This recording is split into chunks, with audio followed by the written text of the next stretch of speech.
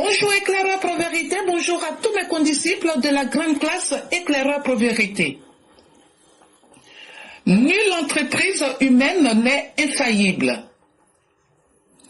Il leur a semblé si facile de se créer un autre monde, leur monde à eux, où eux, les putschistes, demeureraient le centre du continent africain. Ce fut un premier, puis un deuxième, puis un troisième, puis. Seulement, il y en a qui se sont désistés au dernier moment, sentant la faillite au bout. Comme le président guinéen, par exemple.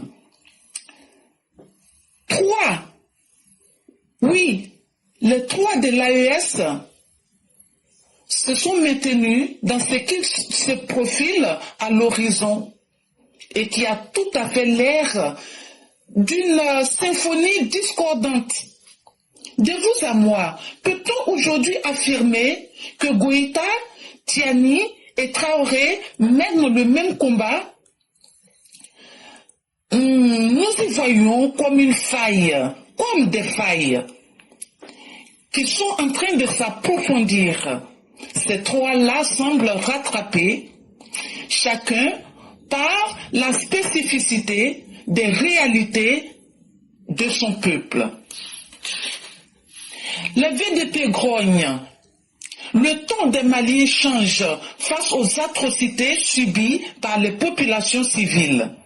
Quant aux Nigériens, rien n'est sûr, au point que Tiani montre une fébrilité sans précédent. Il vient de se rapprocher de l'Algérie. Ah, l'Algérie, l'ennemi juré de Goïta.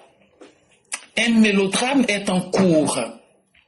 Et si un de ces 3 devrait être sacrifié, qui serait-ce d'après vous?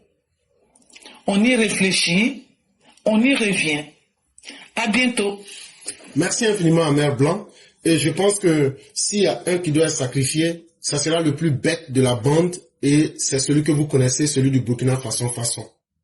Parce que quand tu n'es pas le premier à faire quelque chose, mais que tu penses que c'est toi aujourd'hui qui veux ressembler au porte-étendard, tu seras forcément le sacrifice.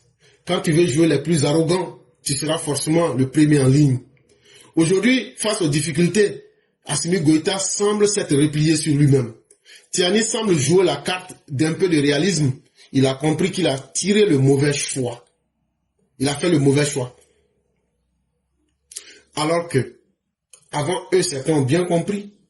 Comme par exemple Olingi, comme par exemple Doumbouya. Ils ont compris que c'était une voie sans issue. Ils ont reculé.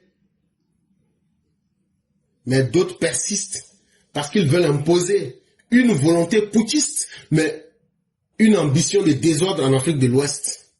Cela ne va pas prospérer. Parce qu'il y a des peuples qui se respectent et il y a des peuples qui sont dignes, qui n'aiment pas ce modèle et qui veulent vivre comme des humains. Regardez aujourd'hui dans le modèle que vous avez choisi, comment vos populations sont humiliées, comment votre pays est mis à terre économiquement et humainement, et comment les vies sont détruites. Est-ce que c'est pour cela qu'on prend la direction d'un pays?